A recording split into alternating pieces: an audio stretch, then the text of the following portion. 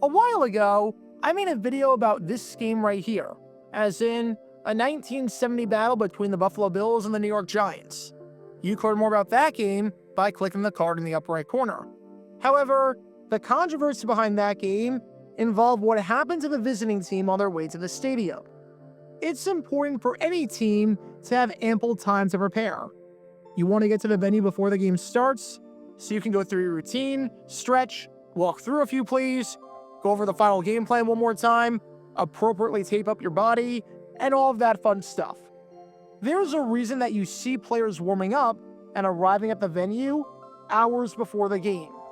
When that doesn't happen, and when you're thrown off your routine, yeah, it's going to lead to disaster more often than not. And that's exactly what happened in 1970 when the Buffalo Bills had their bus driver take the wrong route to Yankee Stadium from the hotel, turning what should have been a routine drive into a traffic-induced, chaotic nightmare that left the Bills arriving at the stadium for their game against the Giants just minutes, and I truly mean minutes, before kickoff. That was a pretty bad omen for how that game was going to go for Buffalo, as in what was a truly disastrous season for the Bills. They lost that game 20-6. They scored no points in the second half, and truly did nothing offensively. More often than not, if your pregame routine is thrown off because you arrived to the stadium late, things are not going to go well for you. And we have another example like that for you today, also going back to the 1970s. Because this team right here is the 1975 San Francisco 49ers. We're going to talk about how bad they were in just a little bit, because trust me, they were bad. But as bad as their season had gone thus far, nothing could prepare them for their visit to the city of brotherly love, where they were greeted by a threat so big that it transcended the game itself and led to the Niners being completely off their rhythm by being late to the stadium. If you ever wondered what it's like when a bomb threat impacts an NFL game, look no further than what happened half a century ago in the battle between the 49ers and the Eagles. That deserves a deep dive today. Because this is the story behind the bizarre controversy that you've likely never heard of involving the 1975 49ers, and how a bomb threat ended their season. Make sure you hit that like button down below, subscribe, and turn on the notification bell so you don't miss a single video that we post on the channel, because we post every single day on here about the weird and the wacky history of the NFL, with stories like this one that you've probably never heard of before. So if you like that sort of stuff, then make sure you join this community and join this group of football historians. Thanks in advance for liking and subscribing, and with that in mind, let's talk about how the 1975 49ers were a ticking time bomb in more ways than one. Before I talk about the actual incident in question, we need some context to understand the importance of the game at hand, as well as how the 1975 season was going for San Francisco in the first place. We were 10 weeks into the 1975 campaign, and there was both good and bad news involving the 49ers. The bad news was that, well, they were not a good football team at all. The Niners had not spent a single day above 500 all season, as they started the year off with 2 straight losses and were playing catch-up from the beginning. They had no ground game to speak of, ranking near the bottom of the league in just about every major rushing category. They had an insanely sloppy offense that constantly turned the ball over, ranking near the bottom of the league in that category. In fact, the 49ers were so careless with the football that over their first 10 games of the season, they turned it over multiple times in all 10 of them. They even had a 3-game stretch where they had 14 turnovers. One of those games in that stretch highlighted all of their issues, when they lost to the New England Patriots, had just 31 yards rushing on 1.8 yards per carry, and turned it over 4 times. Head coach Dick Nolan was already on the hot seat following a couple of shaky seasons in a row, and the start of the 1975 season wasn't helping matters much. However, there was some good news, and that was the fact that the 49ers, amazingly enough, were still right in the thick of things. Despite being 5-5, there was reason for optimism, as the 49ers had won 3 straight games to claw their way back from a 2-5 start. Their chances of winning the NFC West were pretty much dead in the water. The Los Angeles Rams were in first with an 8-2 record. so it would take something crazy for the Niners to win the division. However, they were only 2 games back of the wildcard hunt, and their schedule over the final 4 games was not just manageable, but it was super easy on paper. 3 of their final 4 games were against teams who were 3-7 or worse, including the matchup we're about to talk about against the Philadelphia Eagles. Their final 4 opponents had a combined record after 10 weeks of 15-25, with 3 of those teams having nothing whatsoever to play for but pride. So as bad as you played so far, it's not out of the realm of possibility to go on a run and fight for a playoff spot. But you have to beat the Eagles. If you don't beat the Eagles, that's it. Well, the problems for the 49ers started right away during this game right here against Philly. And by that, I mean that they literally started before they even got to the stadium. I'd wager that 99.9% of the time, the pregame bus ride from the hotel to the stadium is completely uneventful. Hearing about a pregame bus ride in the news for something that isn't the Super Bowl is akin to hearing a commercial flight on the news. If it's on the news, something probably went wrong. The plan for the Niners was to take the bus to the stadium from the hotel, and then get there with plenty of time to warm up and go through their pregame routine, which I'm assuming was the same routine they had for their previous 10 games, and at the very least, their same routine they had for the previous 5 road games. Now, some of the players on the Niners wanted to get to Veterans Stadium a little bit earlier than the rest of the team. Veteran linebacker Skip Vanderbunt was one of those guys, so he and 5 other players who were unidentified got to the stadium early with no issues whatsoever. The rest of the team would take the team bus and meet those guys a little bit later.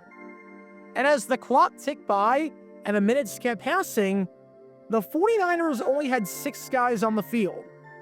The rest of the team was nowhere to be found. It was just Vanderbunt and 5 other players. And I don't think I'm revealing anything crazy when I say that you need more than 6 guys to have a football team. The bus never showed up. And the reason why the bus didn't show up initially?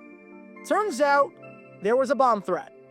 Someone phoned in a bomb threat and said that there was an explosive device planted on the 49ers bus, which meant that the bus had to be evacuated, and a thorough search with the authorities had to be conducted in order to make sure there wasn't anything on board that was going to go off and kill everyone and cause mass casualties. Now, I don't know who phoned in the bomb threat. We never found out who did it.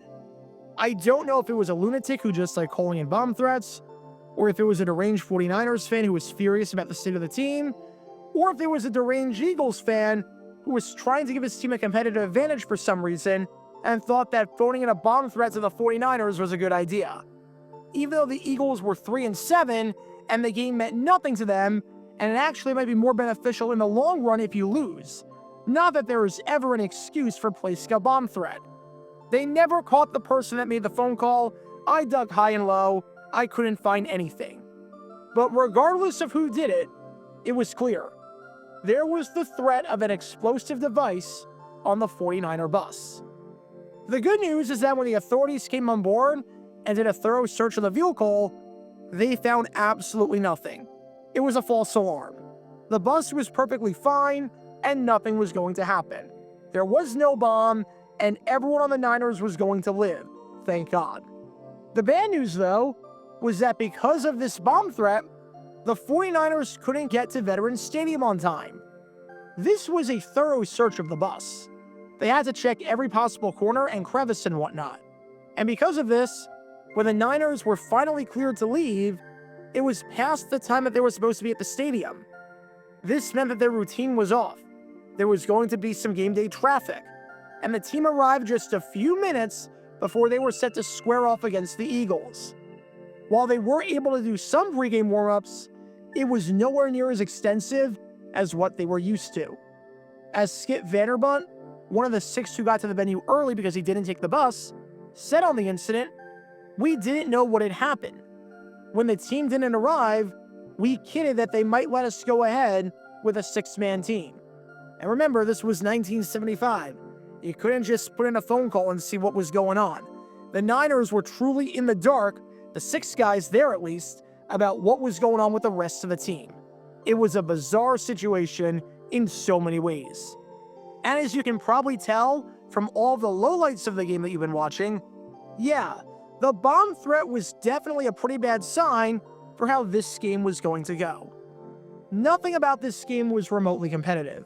As when all was said and done, the Eagles, despite having nothing but pride to play for, ended San Francisco's season, taking it by a final score of 27-17 in a game that wasn't that close, as the Eagles led it 20-3 after the third quarter and led it 27-10 at one point late in the fourth before a garbage time touchdown. The 49ers got off to a slow start, possibly because they couldn't warm up properly due to the bomb threat, as after the first half, the Eagles led it 13-0.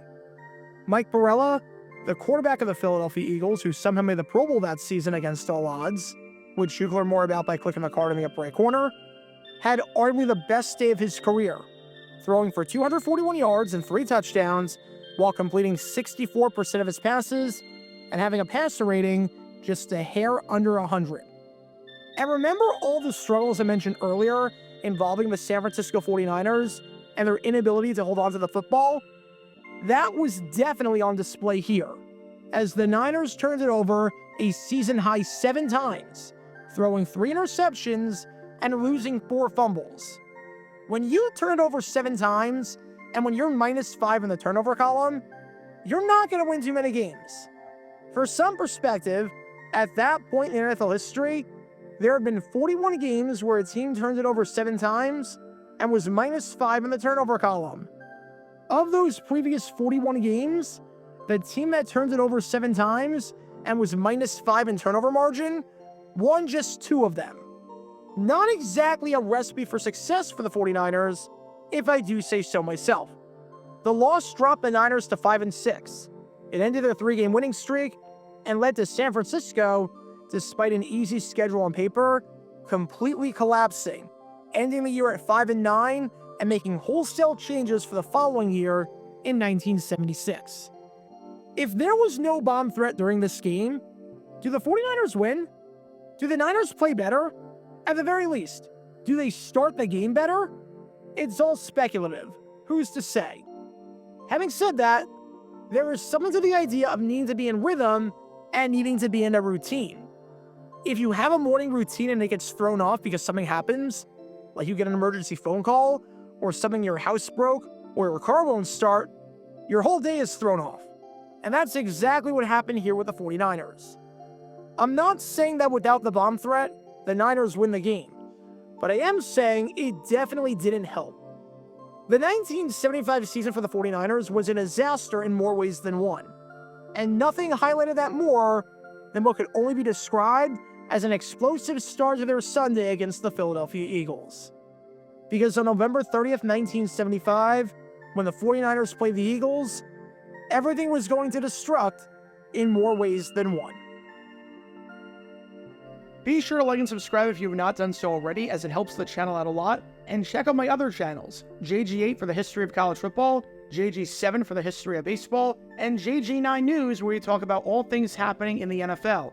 Join me every Wednesday night at 8 p.m. Eastern, where we'll play live NFL trivia for cash prizes. And make sure to join me live, as we're on stream just about every single day. And thanks to all our Patreon members and our YouTube members for helping out the channel. See how you become a member and show your support financially in the description down below.